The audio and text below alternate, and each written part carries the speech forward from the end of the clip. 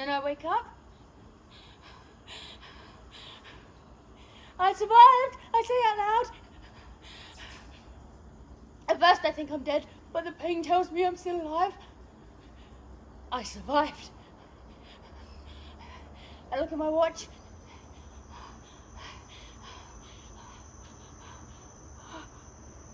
Ten past 6. Mama? Mama!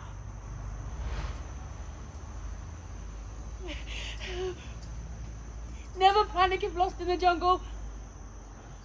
You'll waste energy and become dehydrated more quickly. That's what Dad has said. I'm not sure if I should try to stand up. Not sure if I can. Not sure at first if I even want to. Oh, get up.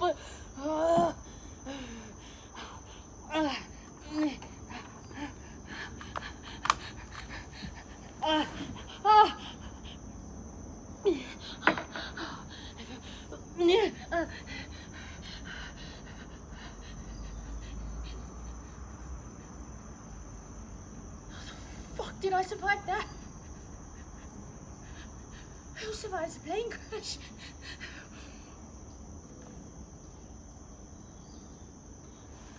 We were holding hands. She right beside me, and then poor Dada. It dawns on me.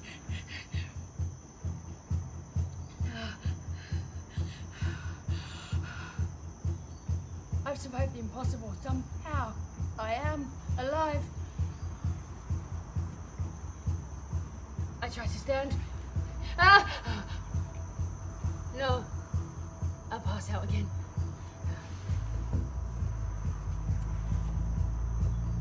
I wake. Try to stand.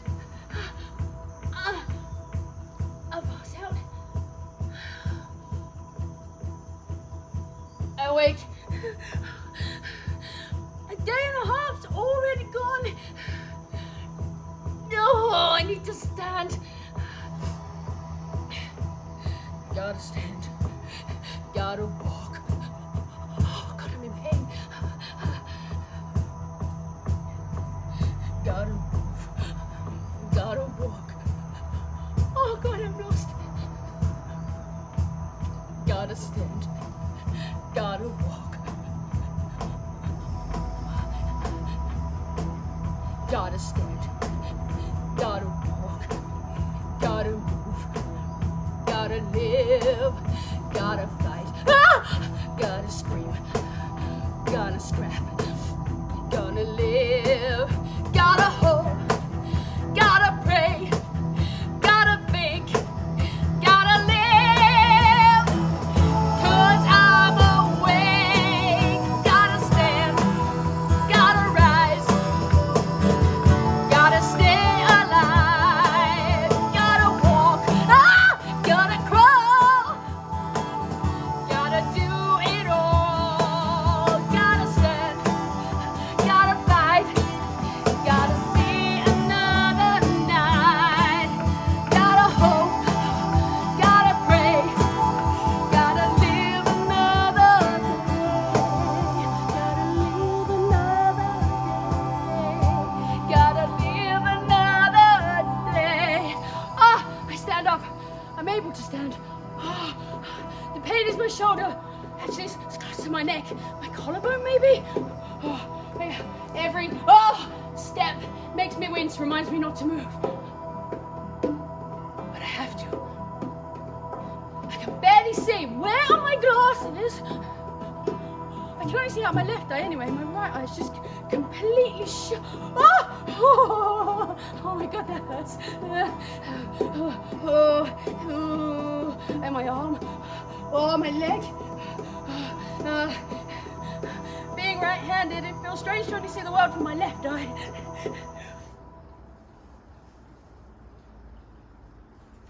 I pretty much grew up in the jungle. I spent most of my time watching, learning, studying my parents' work in the Amazon rainforest. I should tell you, although I'm German, I was actually born in Peru. Lucky. As I say, spent most of my childhood watching, studying my parents' work in the Amazon rainforest. It was easy to get distracted though. I'd sometimes do that thing, you know, where you cover one eye and then the other, see the world in a different way. Well, this is certainly different. I am alive, but I'm alone.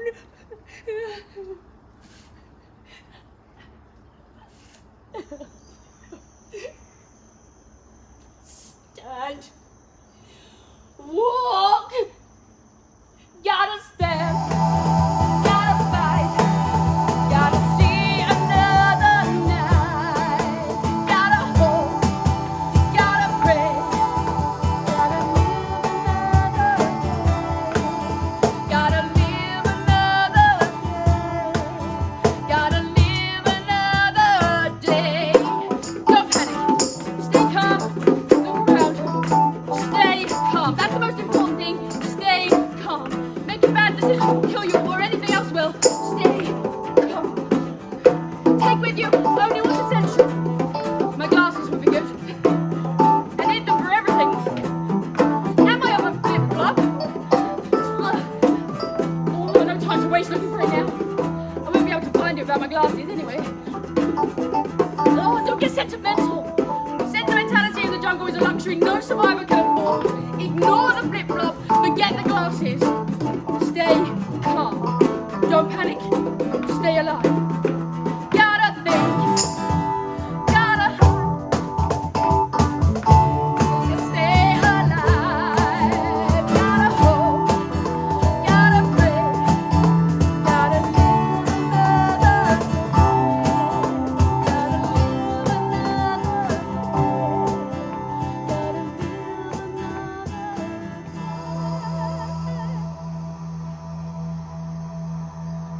So, blind in my right eye, barely seeing more than a foot in front of me with my left. Leg and arm deeply gashed, and I'm pretty sure I've broken my collarbone. But nonetheless, I'm off. I start limping my way away from where I should have died, but didn't, to, I don't know, somewhere. Yeah. I look around, see nothing that helps with making a decision.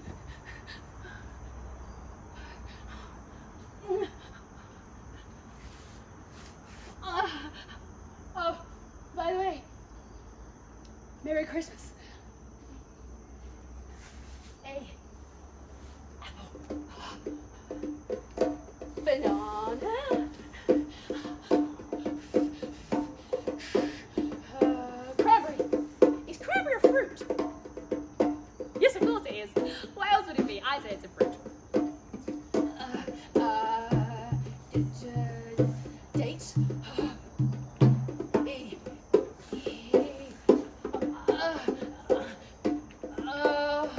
Maybe fruits are too hard to start with. Plus it makes me hungry. I'll start with actors. Anthony Quinn. But Lancaster. Or should it be their surnames? I wonder who'll play me in this movie. And if they survive at the end. If they're even found. Leave a trail, that's what Dada said. Bits of clothing, whatever, just nothing edible. I don't have anything edible anyway, so I just break a few branches with every couple of steps, if the pain in my shoulder allows me to. It's 15:25. It's hot. And it's slow progress, having to use my right foot with a sandal to feel the floor before my bare left foot can even step. I don't want to step on anything sharp. Cut myself and lose more blood. I don't want to step on a snake.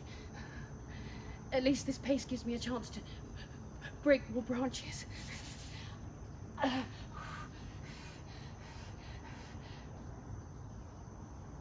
pretty much grew up in the jungle, but not like this.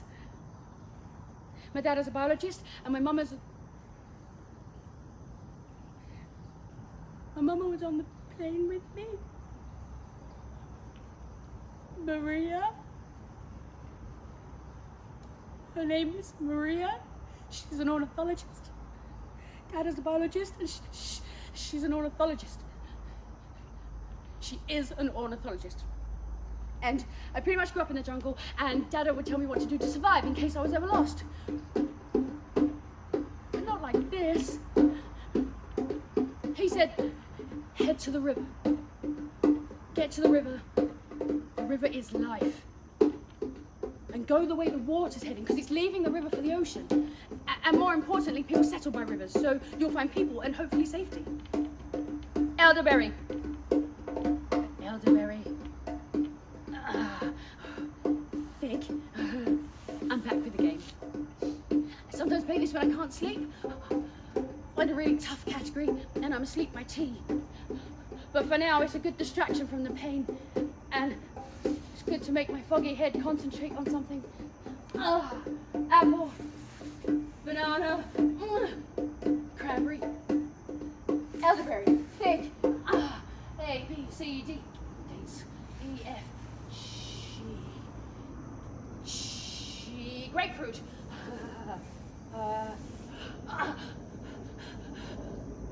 honeydew melon.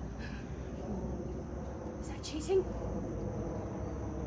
Maybe a bit, but I think there's going to be more like that. And I've decided I'm allowed to cheat a little. Indonesian lime. See? Told you. Jackfruit, kiwi, lemon. It's all about staying positive.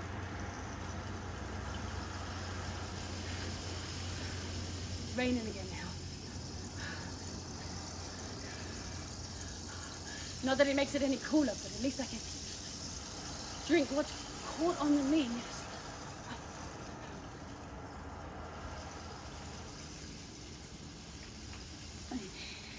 I have to think about doing the right thing to survive. But not too much, because if that's all I think about, I fear the enormity of my situation might crush me. I need to find it.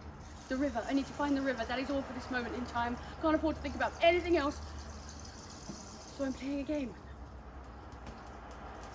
M, easy, mango. N, nectarine. But if I have nectarine now, does that mean I can't have orange next? It's a much nicer worry to have.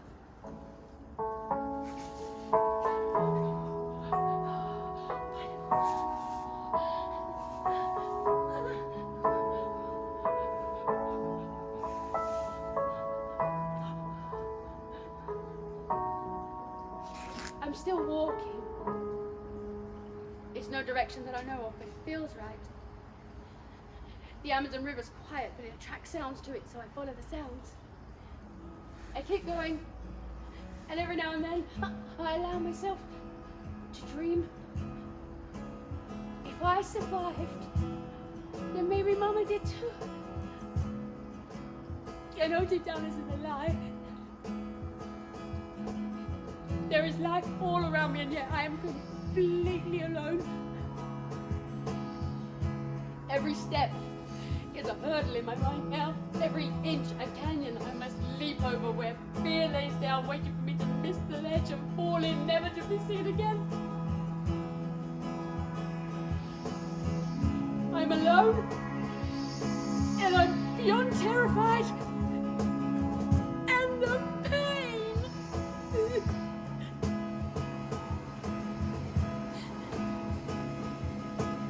And then I hear it.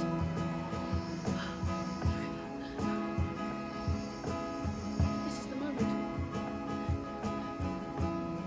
Tears, the first of many, but still I don't let myself fall. I follow the sounds of the river.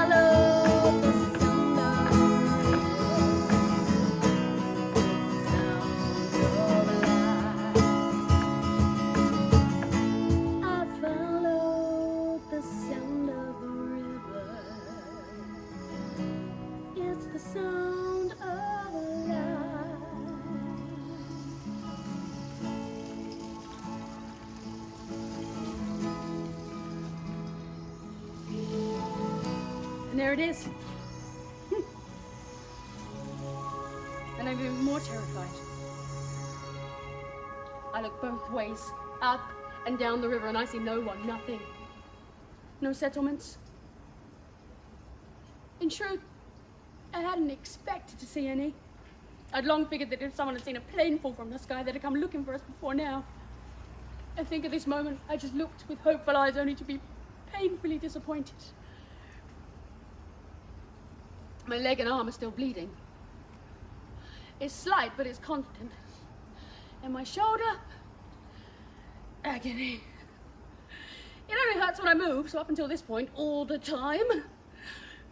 I'm sure you can imagine my joy when I realize I'll be walking much, much further. But the pain is also good. Every time the sharpness sears through my body, it reminds me I'm alive. There, it's breathtaking. Pinch and shooting up my arm, and I say to myself, no, not dead yet. Why am I so scared to see the river? It isn't as you may think, that it's because I'm confirmed that it is alone, and I'll have to keep walking much, much further. It isn't that, because I said I'd have to keep walking much further anyway. I expected that. It was just seeing this monster. The Amazon River is a monster. She's over 6,000 kilometers long. In places, 100 kilometers deep. And 100 kilometers wide. She's huge, just huge. And the Amazon swallowed all of her. I remember reading a story once about a man who survived the shipwreck, and he swam back to shore from over 3 miles away. And in his story, he said he could see a shark, and he knew it was following him, but he just kept swimming, and he just kept swimming. And the most scared he was the entire time was when he finally saw the shore, because he knew if he could make it, he'd be walking on that shore in just over an hour or so, and that's what scared him the most. Seeing how small he was in the world, this insignificant speck, just a tiny drop in the ocean, swimming to... I don't know why that made me chuckle. A drop in the ocean, swimming towards a shore that dwarfed him. His part in this journey on Earth was so small, and he felt that. He felt it. But also this overwhelming sense of the fact that he'd survived an ordeal that he shouldn't have, with the shark so close. Would seeing that land just be a cruel joke? Would the shark now take his chance now the man had regained hope? Well, anyway, that's how I felt. Just a tiny insect for the Amazon to swallow. It's an amazing leveler at 17 to realise how small you are, just how big the world really is. Now, at this moment, I do something that you're probably thinking, why on earth? I get into the water.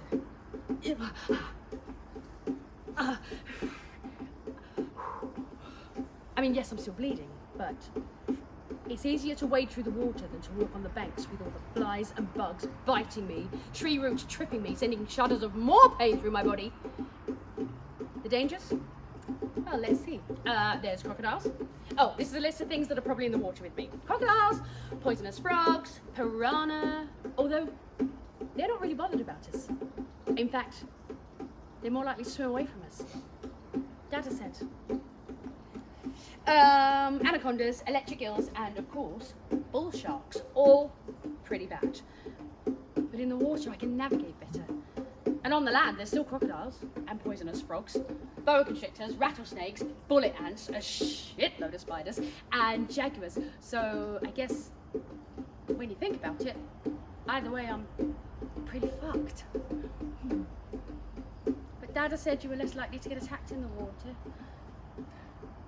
So I just wade knee deep through the Amazon, just slowly at first, but as quickly as I can. After about an hour or so, I see it. It's some wreckage. I stare at it for a moment before deciding to crawl out of the water to it.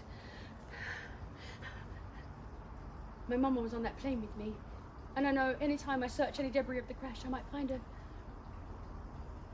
dead. I move past the bits of the plane that are here.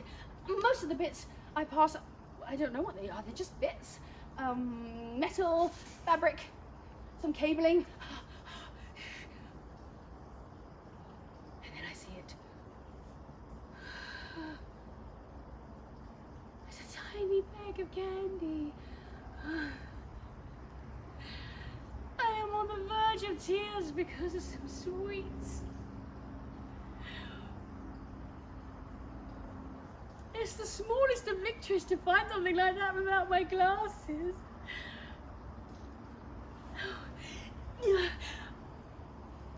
The bend to collect it feels impossible, but I reach it, and I open it, and I eat the smallest pieces.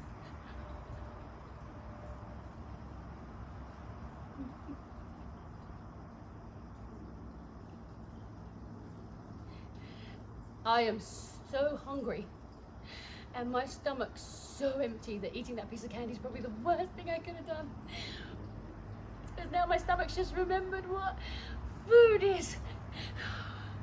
I want to eat the whole bag.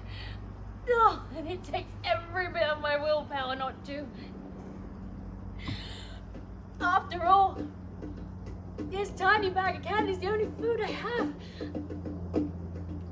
I don't eat anymore. I just tighten my grip on it. Somehow, I stand, and a wave of pain hits me, not from my arm, or my leg, or my shoulder. My stomach. Oh! It's a hunger pain. It's a pain I've ignored up until now. Oh, stop!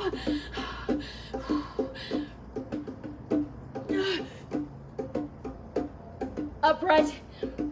I'm ready to limp my way back to the water. And I hear something. It's a thud. I know what it is. And it takes away any hunger feelings I have. Now I just feel sick. It's a sound I know from the time spent with my parents in the Amazon rainforest. A sound that once heard is impossible to mistake. It's the landing of a king vulture.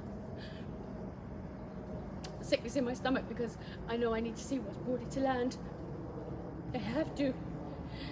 There might be more candy. But I know vultures only land where there is meat, which means just beyond where I am will be bodies. I'm frozen. I move. Freeze again. Move. Until eventually I can see more wreckage, albeit still slightly obscured by the endless foliage.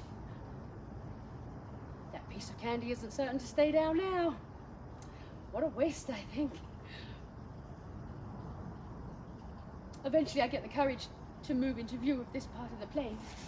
Oh. There's no more candy. No water. There isn't much wreckage, just a bench seat. It's 3 bodies. The bench seat's relatively intact, but it's upside down, so all I can see is their feet. 2 men and a woman, I think. My hand goes to my mouth. I instantly think this woman is my mother. It's silly, really. She wasn't sitting in B10. The force of the crash has knocked the lady's shoes off. My mother never painted her toenails. And this lady's toenails are pink. A wave of relief. I smile, laughing, but I don't remember. I do remember the guilt I feel, my relief that this dead woman wasn't mine to claim. She's still someone's. Daughter, sister, mother. And here I stand looking at her lifeless body, feeling joy. How bad is that?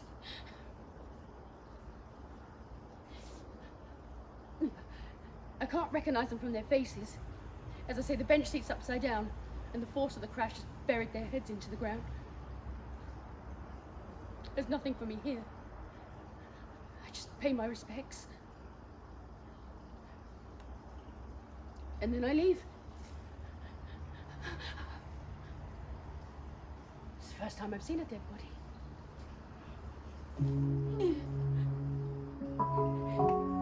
I decide to walk along the bank whatever distance I can before it gets dark. Nighttime falls quickly here. And in the night, the jungle becomes even more alive with sounds. Sounds that are only there to haunt those who hear them. Shut my eyes and pretend I can see everyone again. There's my dad, there's my mom, behind them both the setting sun. A deep breath hurts because I'm numb. Broken heart can never grow.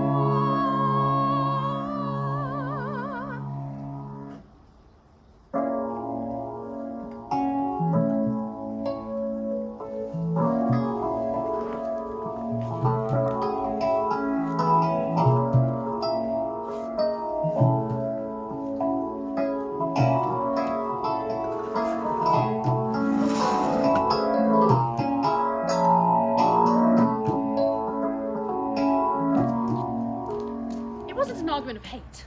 Far from it, but it was heated. It was Mama and Dada talking about the flight. It was strange hearing their raised voices because in truth they seldom argued. I don't want you to get on that plane. We'll be fine.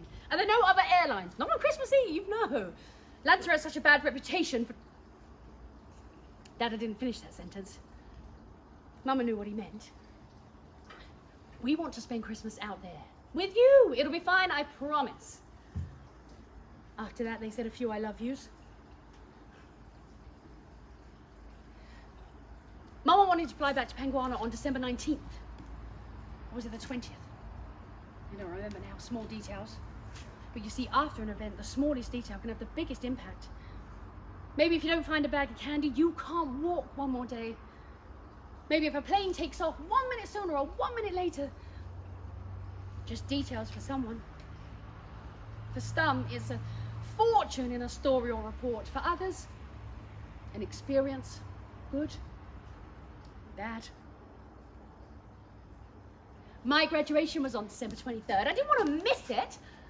I wanted to be there to see my friends so we could all tell each other how great we were and how we were going to change the world. The dreams of youth that I will regret when I'm old and look back on them.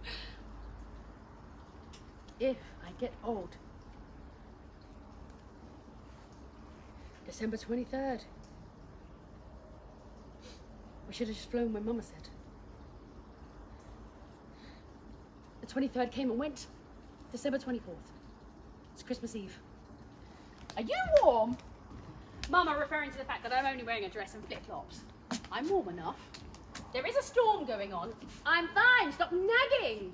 It's my job to nag. And to worry, and I always will. She gave me a squeeze. One I didn't return. We knew we'd be sitting for a while, so after the squeeze she took my hand and we went for a walk before boarding. Dada will be worried about us flying in this storm. He always worries about us. That's his job. She smiled. We both laughed. The airport was so busy. People making their last journeys before Christmas Day. Last journeys. It's my favourite day, Mama said to me. Isn't everyone just a little bit nicer? I think she's right. The plane was delayed due to the storm, but we did still board. Presents along with the usual luggage placed in the overhead compartments. Please fasten your seatbelts. Exits are here, here and here. In case of an emergency. I barely listened. Who does? Storm was fierce outside, but I didn't mind. I love flying. Mama, on the other hand, are you okay, Mama? No, that's not part of the deal, is it? You're worrying about me. On the takeoff, she was already white-knuckling the armrest. And pretty much after that, we were in the turbulence of the storm. Sudden, violent jolts, making everyone lurch. The plane climbed higher and higher, but the turbulence didn't improve. In fact, at cruising altitude, it only became worse. The plane shook and jolted, shook some more, causing the overhead compartments to spray open. Christmas puddings, gifts, bags, candy, everything fell out. Now I too was white-knuckling. The plane falls and lifts. Falls and lifts. And amongst the obvious nervous noise you'd expect, you could hear words of comfort being spoken to a loved one. It's so nice to know that between the chaos and the fear, we can still share such things. We fall. We lift. We fall. We lift. The plane. Our spirits. I look out of the window and I can see lightning close by. Too close. Changes everything. We fall. We lift. We fall. And then there's this bright flash and all the cabin lights go out. And I look out of the window and I can see the engine's on fire. I can see it and Mama sees it and Mama looks at me and the plane goes into a nosedive. No longer do we lift, we just fall. A nosedive sending us crashing to earth because lightning has struck the plane. Panic, screams. I no longer hear words of comfort, although I'm sure there were some quiet ones, praying ones. Mama takes my hand. She takes my hand and she looks at me and she says, "This is it.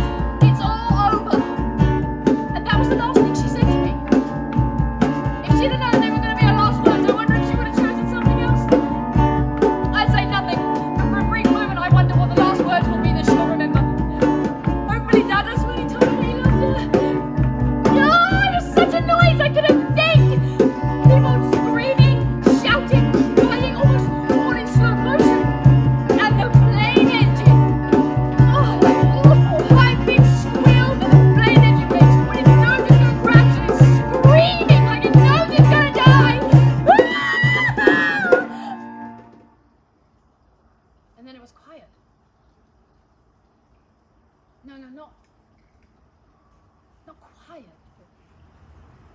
But yes, a deafening silence. I was no longer in the plane, I was out of the plane. Still strapped to my chair, but free falling. All I remember feeling was lonely. I don't remember the storm being there now, or the plane, just this feeling of utter loneliness. As I span, I thought I could make out the canopy of the jungle beneath me fast approaching. In the dark, it looked like cauliflower and broccoli. This is it, I thought. I'm about to die and I haven't even lived. 2 miles up. The plane broke in half, 2 miles up, and I fell. 2 miles down.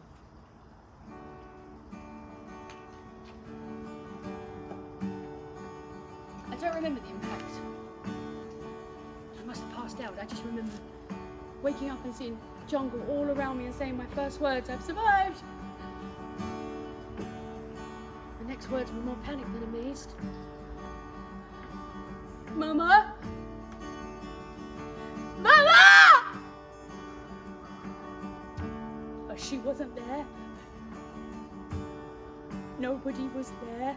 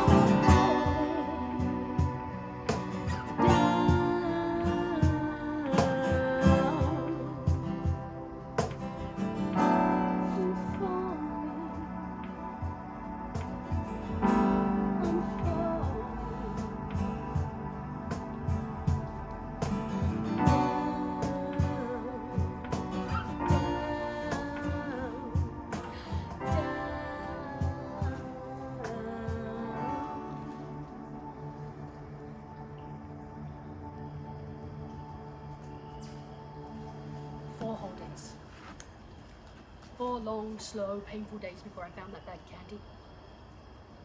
4 days passed and I don't see another human. I was going to say another soul, but that wouldn't be correct. After 4 days, my eyes are burnt with the sight of those bodies. But no human contact, that's what I mean. No one lying anywhere for rescue. Just lumps of meat for the animals to eat. Those 3 bodies waiting not for rescue, but for recovery. If there's anything left of them to be recovered. Just so some loved one can stop hoping in vain that they're still alive. But I am. I'm still alive and nobody knows. Do you think this is harsh? What I'm saying? To dismiss these people so easily? But it isn't easy. It still isn't, and I could never dismiss them.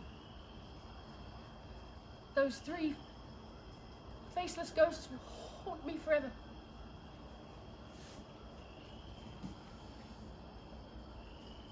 I wade in a trance-like state through the Amazon. Every now and then I'm noticing something, a splash followed by a ripple, which in any other environment you wouldn't pay much attention to, but this was far from any other environment. Although after 5 or 6 days, even these sounds barely turn my head. I'm too weak to run away from anything that tried to eat me. I see it, a bubble breaking the surface, and I just keep moving. I have no choice. Fear is left with my strength. Butterfly takes me away, however. A beautiful, iridescent blue butterfly flies right in front of me. Not that that's why it catches my attention, it's just so big. It's so blue. I think it's come to carry me away. So striking in colour and grandeur, in this place of hardship and death, beauty is still all around. The feeling that death as the face of grace is a comfort. I don't know how long I stand here just looking at him, but there he is, sitting on a leaf bigger than my head. Every now and then, opening his wings to reveal a new flash of blue to my already painful eye, like nature itself trying to wash the horrors of what I've seen away. Stop the faceless niceness. It does for a time. And it still does when I think of that butterfly. As I stand here, my eye wanders a greater distance than I know I could ever travel. And at this moment, I see the world as beautiful. Nothing more. When you're past the point of pain, close to death, that's an amazing thing to behold. I fall out of my daze, start to move, just leaving Mr. Blues sitting on his leaf.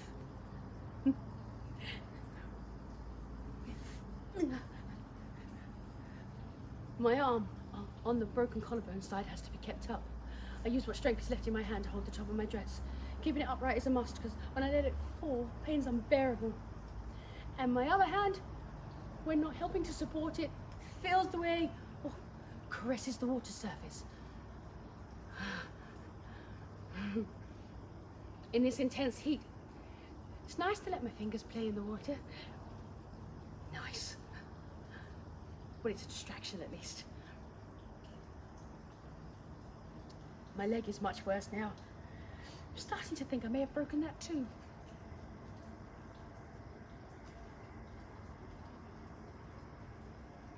Behind my swollen eye is a dull ache that never leaves. I assume dehydration, but as it's been there from the start, it's probably concussion. Walking with a headache is hard. Oh, my leg. Every step makes me wince, reminds me not to move. I have to. My arm on the broken collarbone side has to be kept up. I use what strength is left in my hand to hold the top of my dress. And behind my eye is a dull ache that never leaves. Am I repeating myself? I know I'm moving forward. Although jungle is all around me, my watch is on my left wrist, and I make sure my watch is closest to the bank. It'd be so easy to get turned around. You think to yourself, just follow the river, but when you're in that much pain and almost blind, it's easier said than done.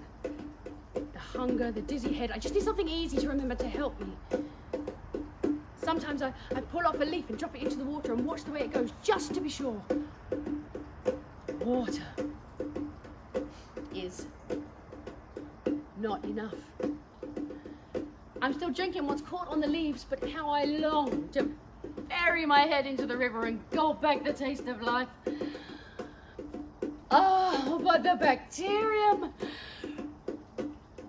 Dad always said to tap into a natural spring or absolute worst case boil the Amazon. I can do neither. Springs are a mile or so in from the bank and I've nothing to start a fire with, so I drink what's on the leaves. There's less effort, it's not enough. The bag of candy's long gone and my stomach is an emptiness beyond empty. Yeah.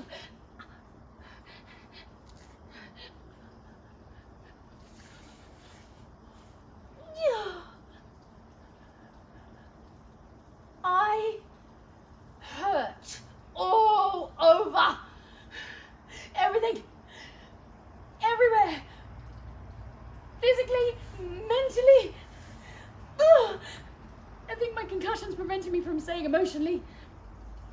If I was paying attention to my emotions, I would have long given up through futility and sadness. It's about now that I think about dying. I'm not just gonna give up. Or so I think. But if it ended now, I wouldn't care. That's an odd juxtaposition. Not to care, but unable to find the strength to stop. Little bit. I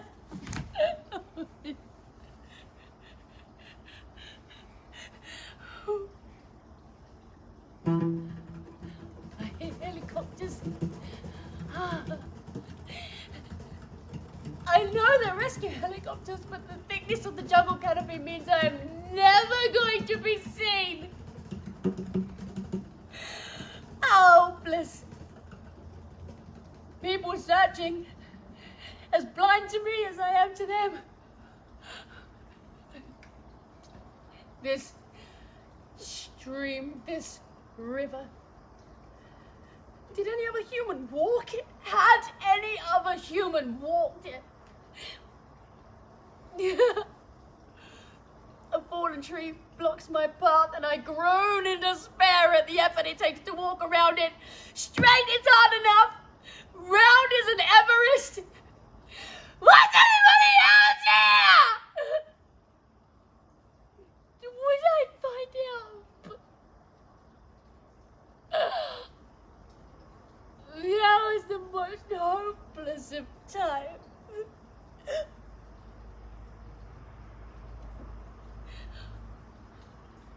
Would it be better to be dead? No, not better, just easier. No, better. I'm walking to an unknown fate, and I'm lost, in pain, and I'm sad, and I have no energy to cry about my grief. I'm so incredibly sad.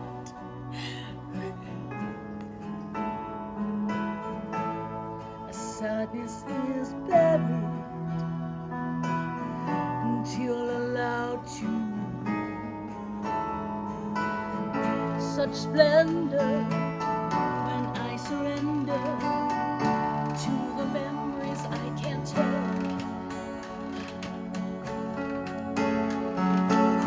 I don't know why the river cries for me.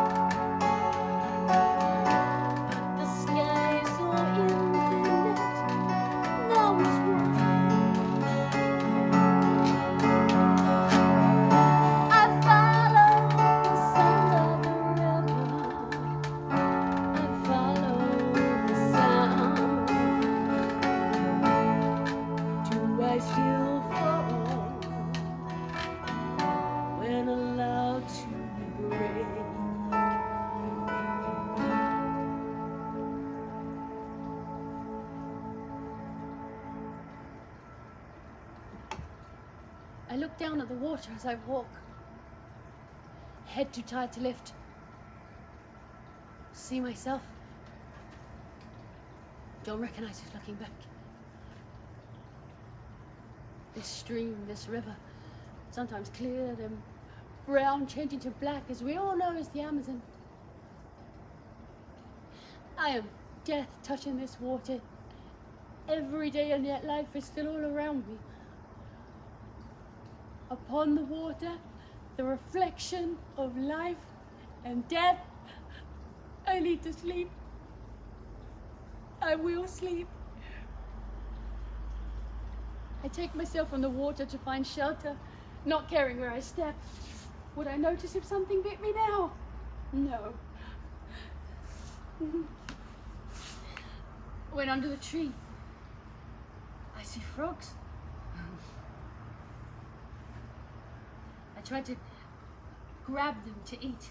Yes, raw, why not? But I'm too weak to be quick enough to catch them. In truth, my body's lack of energy saves my life. There are no frogs you can eat here. If I'd caught one and eaten it, I'd be dead.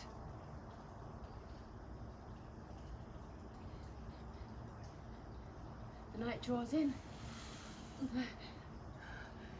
The insects begin to feed. I've long given up trying to swat them away.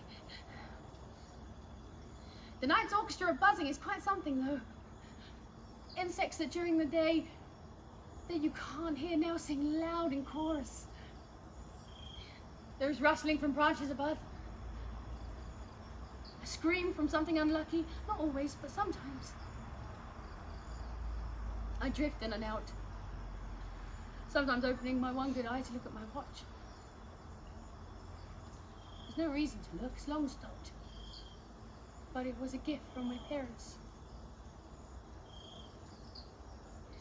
Sitting here, scenarios run wild. It was me that wanted to stay for my graduation. If only the plane had left on time. If only we'd taken another airline. If only we'd flown with Mama said. Regrets loudly mock my thoughts. A hopelessness envelops me. Would it be better to be dead? Am I repeating myself?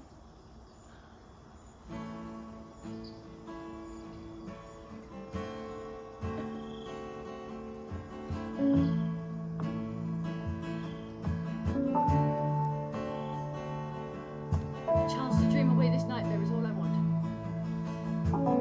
The images hatched to infest my dreams to distraction, like wondering if I'll ever be found. Or if the burdensome flies have laid their eggs in my wombs. If I live, will I ever be the same? If I sleep, will I see another day?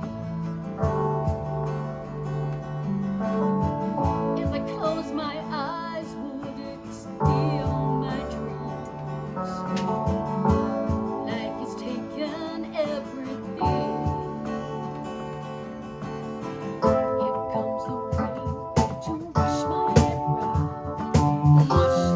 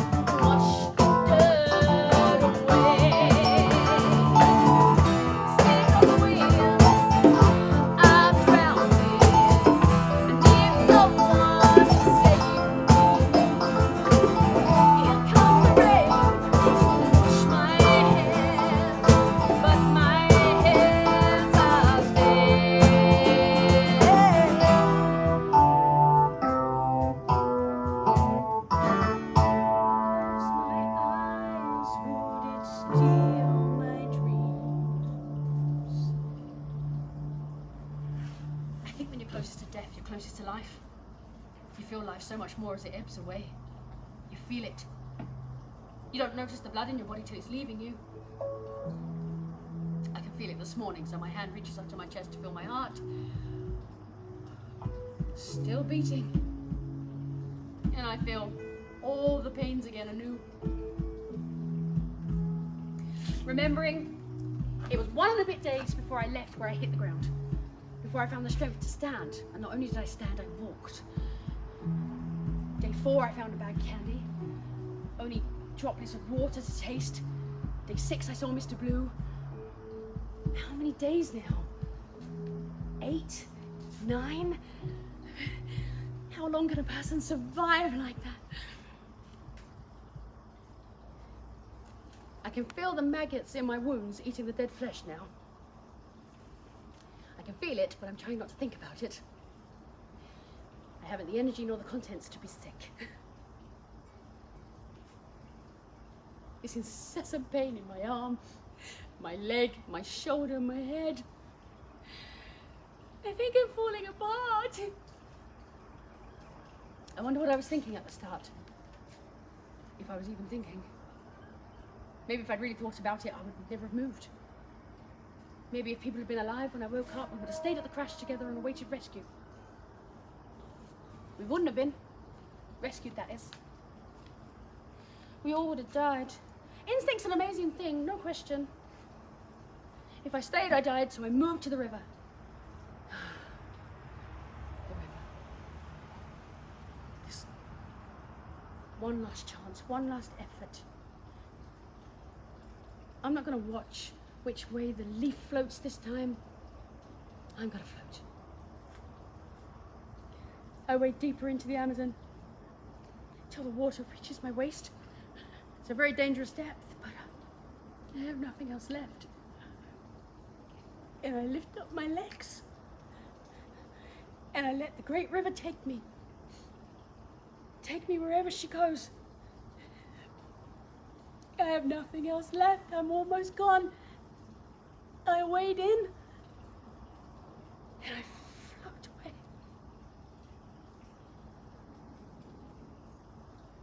The river moves me along. I can hardly feel anything. I can barely keep my head above the water. I see a boat. I see a boat. Tied up, a small one. Hallucination. I get close to it. I don't believe what I see. I don't trust it. But I reach out my hand and I touch it. I touch it.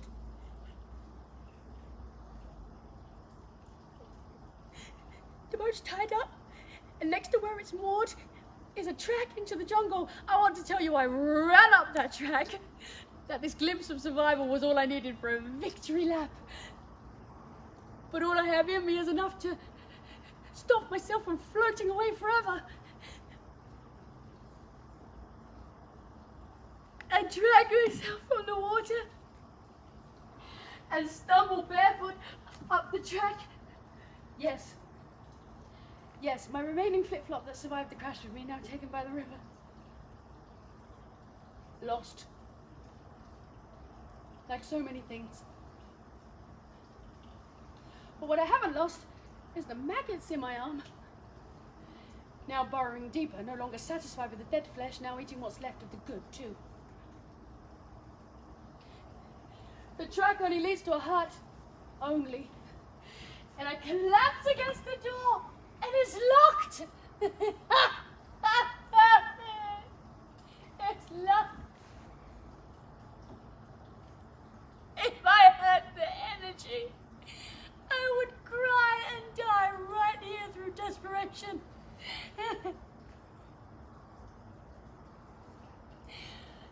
I see a gasoline can. The can of gasoline means fishermen must use this hut. They must come back here. Wait. Hadn't Dada used gasoline to burn the maggots out of our wounded dog once? Hadn't he? Was my brain making things up to suit my insane existence? But that's what I do. I get the can of gasoline, and I suck some out, resisting the urge to swallow, and I spit some on my arm. No! Fuck! That woke me up. Yeah. I pour 30 from my arm, but I know there are more in there, clinging to life just like me. But I can't dig any deeper, and I can't count past 30. Not now.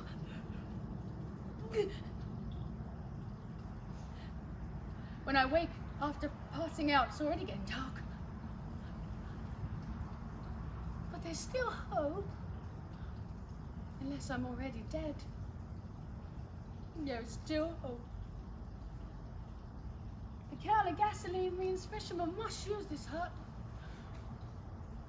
They must come back here. It close my eyes.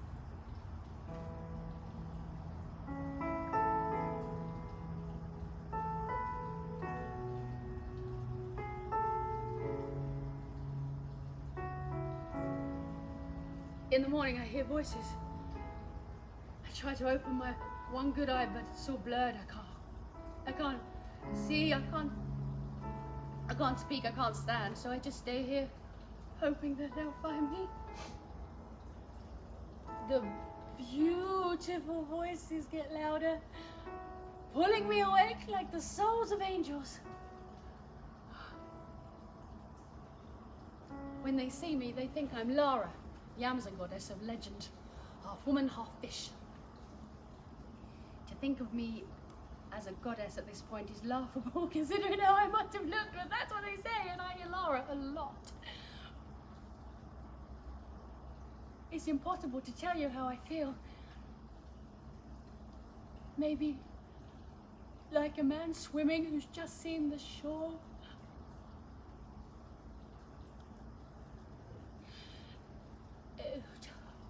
I croak, barely audible even to myself.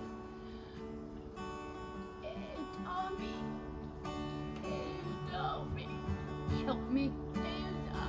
Help me. I say it over and over and over until I hear Evian, Plain, and Medico, Doctor. They know, I think.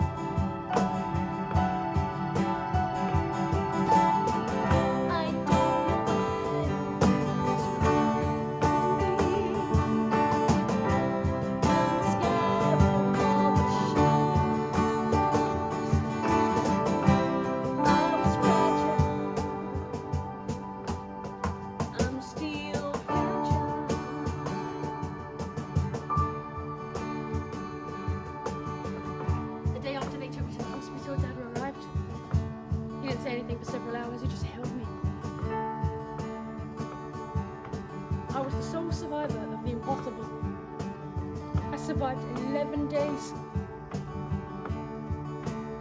On January the 12th, 1972, I went back into the jungle to assist the crash team with the location of the wreckage and to recover whoever we could find. 14 people had survived that crash and stayed put. All had succumbed to their injuries. Mama was one of them.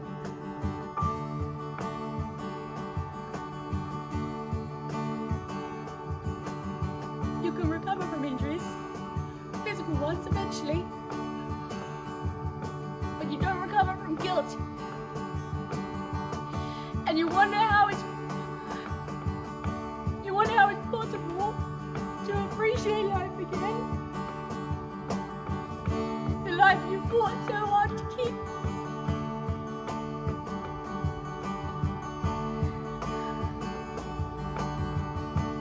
I was fragile as a child.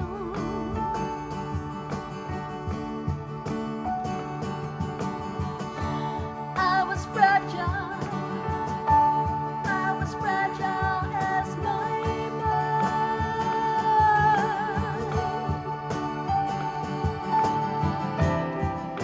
I'm still here, standing.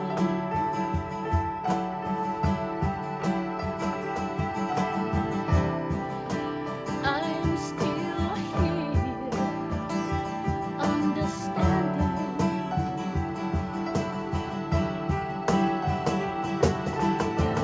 I don't know why it's crying for me,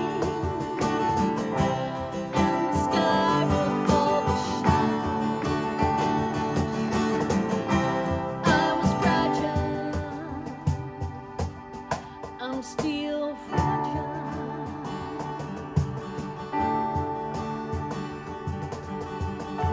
I was fragile. I was fragile. I don't know why it's crying for me, and the sky will fall the shadow. I was fragile.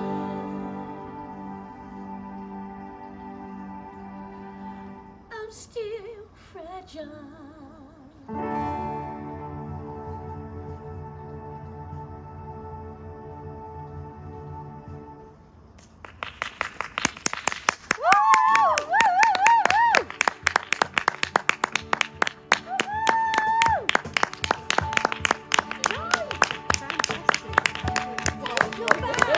Take your bow. Wasn't good enough. Take your bow. I will not.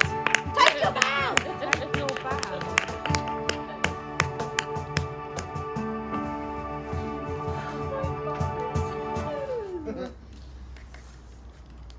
Brilliant. That was so good. It really wasn't, was it? Are you fucking My joking? voice, mate. It's rubbish, I'm isn't not it? in floods. Isn't it I'm in floods from it. So Julie. Oh, you're right, Joe. Hello. Oh, my fucking voice. I'm so annoyed. There's just nothing No, there. it really just. It really just. Really? Oh, great! He's not really happy though, is he? I'll bring an happy one next time. I promise. Well, he's happy. She fucking survived, right? Yeah. Can you believe that's true? Just awesome. Can you believe that's it's just so like clever what you do, like with the butterfly. I mean, that's exactly what you do, and I just don't know. And also that how you don't hyperventilate at the beginning, I would not be able to breathe when you're doing that. Did you notice the big pause in the middle where she had no clue what I was saying next? I was like, just breathe it out. You know something's happening. No, but it was What pause? At the very, very It beginning. was during it was one of Darren's bits. It was one of Darren's bits, another fight, and I was like, I know where it needs to go. I just don't know what word comes next. I was like, just make something up, babe. Just make something up. I didn't notice. I really didn't notice. I've got loads of pages of notes, but then the majority are really good ones. I am so proud. I can't actually stop crying. the 14 people. Really What happened? 14 people didn't catch that. Oh, sorry. There was 14 people that actually survived the crash. I think there was like 330 of them. Everyone died, but there was 14 people that kind of, like a whole section of the plane landed together, so they kind of all cushioned each other. And they all survived to safety and thank you for the rescue. No, they just come to their injuries. Thanks very much. One of them was their mum. That's what makes me the saddest, because she thinks that she could have saved her mum. Yeah, that is That's it. what makes She me could have. absolutely sad. It was also her because obviously Yeah. Yeah. It's just horrific though, isn't it? Really, really horrific. honestly, you just We were. Oh, Joe! Yeah, and then he went, and it was the time that, never I actually mind. feel like it was pretty, like, I was watching it halfway through and I thought, flipping It will be. like, You have to recapping on the mama bit as well. Oh God, it's awful, isn't it? everything about the mama, your She said to connection me- with your mama is so good. She said to me, she went, I know you can see your mum. She went, but I can't always see the ambulance. I don't know, I'll work on that. And then, but I thought, I know I can see my mum because I know it's my mum. It's always my mum. And Jay went, but it shouldn't be your mum. It's Juliane's mum. I went, but it is my mum. It's my mum. That's all I ever.